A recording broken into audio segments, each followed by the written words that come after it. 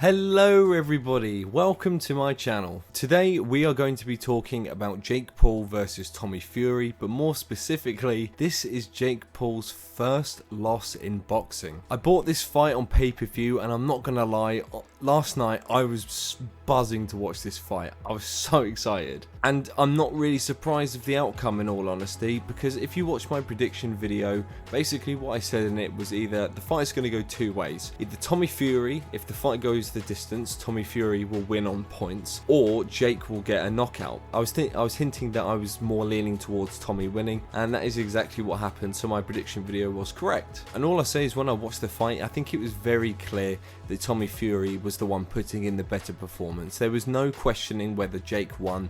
Tommy 100% won.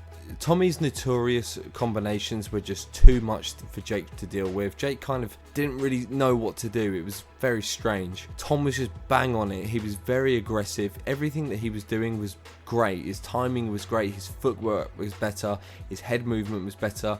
This was like the Tommy Fury that we all needed to see. He was a lot better than what we've seen in previous fights. And Jake was the complete opposite. I think this was the worst we've ever seen Jake, because Jake, for some reason, decided that his favourite movement was to go in for a clinch. It was basically like a hugging match between the two. And I'm not joking, probably about 50% of the fight it was clinching, and although I was extremely excited, when I was watching I was getting a bit fed up. I was like, are these guys going to throw some punches, or are we just going to keep watching them have a cuddle? Like, come on, do something. But that aside, you could definitely tell that Tommy Fury was so keen to win this fight. It was crazy how much heart he had in this fight. You know, Tommy knew exactly what to do. He was keeping Jake away using his jab. You know, Tommy was throwing his famous uppercut. Like, Tommy had a game plan and he definitely stuck by it. He never let Jake get close. You could just see visibly that Jake was really struggling with Tommy's combos. Like, the majority of the fight, it was either Jake, you know, trying to go in for the clinch, or putting up his guard and just taking the punches. It was such a strange performance from Jake. I think Jake was definitely fixated on Tommy basically, you know, getting tired out. Jake has always brought up that Tommy has never done 8 3-minute rounds. It's always been 6 rounds. And I believe 2 minutes.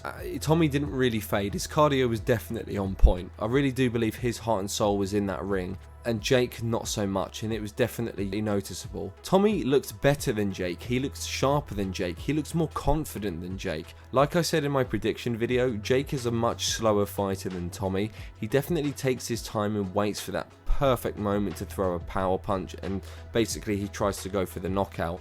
And Jake did that. He did that a few times. Jake waited despite getting pummeled by Tommy's flurry of punches, but Jake actually did manage to land some pretty significant power punches on Tommy, which is still surprising that he was even able to do that. Like, on some of the slow-mo replays, you watch it back and you just see Jake clart Tommy and you think, Jesus, how the hell did you just carry on fighting after that? Like, a lot of people would have got dropped with some of Jake's punches. It definitely goes to show that Tommy definitely has a chin. But there was one thing though that was quite controversial about this fight. Jake scores a knockdown against Tommy, and a lot of people were saying that basically it was a slip, it wasn't a knockdown. But the argument with it is because Jake hit him so hard, that's what essentially made him slip backwards, so could almost count it as a knockdown. I don't know. At the end of the day, it doesn't matter. Like, Jake did score a knockdown on Tommy Fury. And although Jake did land a few big hits on Tommy, there was definitely this feeling of something being off. Jake just didn't seem as if he was in like the same headspace in this fight than what he was with his previous fights. Maybe that's just because Jake was actually like really nervous about this fight, and maybe his brain was just clouded and he couldn't think, but he definitely appeared different in this fight. It wasn't the same Jake that we've seen in other fights. And to me, I honestly just think that the pressure was really on Jake to perform and knock out Tommy. And I think when, you know, Tommy was throwing so many punches and landing on Jake, I think he just couldn't focus and just found it really difficult to read the situation. And we didn't get to see the Jake Paul that we've seen in the past. But, you know, that doesn't matter. At the end of the day, last night, Tommy Fury was the better boxer, and that is why he won. And he definitely deserved that win. It was a very humble victory. It was actually quite nice. You know, he got quite emotional. He definitely deserved it. And this fight, well, you know, everyone's going to like Tommy Fury for a couple of months because he's the one who's just shut up Jake Paul. He's finally done it. Someone has done it. And a lot of people now are going to start bigging up Tommy, saying that he's, you know, oh yeah, like, he's such a good boxer, all this and that. Like, you know, people always have an opinion going into a fight, and then after the fight, they change their opinion. I've seen it so many times. It's quite funny, actually. All the people that are probably bigging up Jake are probably now going, oh no, Tommy was going to win. Of course, he's good. Jake is this, Jake is that. Oh, KSI is going to beat, you know. People always change their opinion after a fight. But of course, knowing me, you know, it's not all going to be positive things. Like, for instance, I think really there's two different ways you can see this fight. And I'll leave it up to you to tell me in the comments which way you see this fight. The first way, you know, let's be honest, Tommy went to a split decision against Jake Paul, who's been boxing for what, like 4 years. Jake hasn't been fighting boxers, he's been fighting MMA people. The main reason why people are criticising him for fighting them people is because they're trying to suggest that those people, Tyron Woodley, Anderson Silva, are bad at boxing, like they're bad boxers, which is why Jake is beating them. Like Tommy and everybody else, if they're completely discrediting all of these people that Jake has fought, if Jake was so bad, why did Tommy go the distance with that guy who's fighting these people who are allegedly terrible? Tommy really should have knocked out Jake Paul, and I'm still surprised that he didn't. He had every reason to do so. Like I said, Jake's performance in this Tommy fight was not that good. You could see that. Like, obviously it's boxing, people do have a bad day, and I'm guessing this really was one. There was no reason for Tommy not to beat Jake Paul. Like, it shouldn't have gone to a split decision, but it did.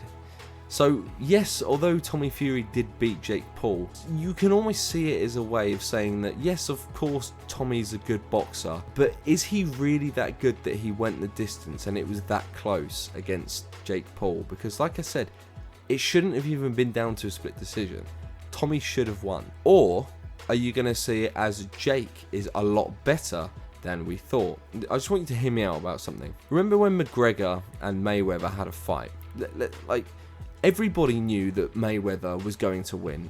Unless they were hardcore fans of McGregor. Those are the only people that thought McGregor was going to win. But when people were watching the fight and after, McGregor did things in that fight where people were like almost astounded that he was landing like uppercuts on Mayweather, and people almost didn't see it as the McGregor loss. People just saw it as like, did you see the Mayweather fight? Like, did you see how Conor McGregor was like really good at boxing? People saw that fight as McGregor showing that he's actually indeed a very good boxer, because McGregor was landing punches on Mayweather that actual professional boxers haven't been able to do for years against Mayweather.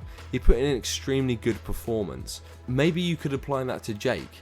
Although Jake lost, does it show that Jake is much better at boxing than what people thought, simply because he was doing so well against Tommy and because of how close it was? I'm not saying that these two are McGregor and Mayweather, so before people start writing comments like that, just shh. All I'll say is the fact that this fight went the distance. I'm happy that Tommy got the win because it was so obvious that it meant so much to him. But then at the same time, it was very interesting to see. I think that this proved that Jake is a good fighter at the end of the day. I think it does. I think it shows that he's a good boxer. Win, lose.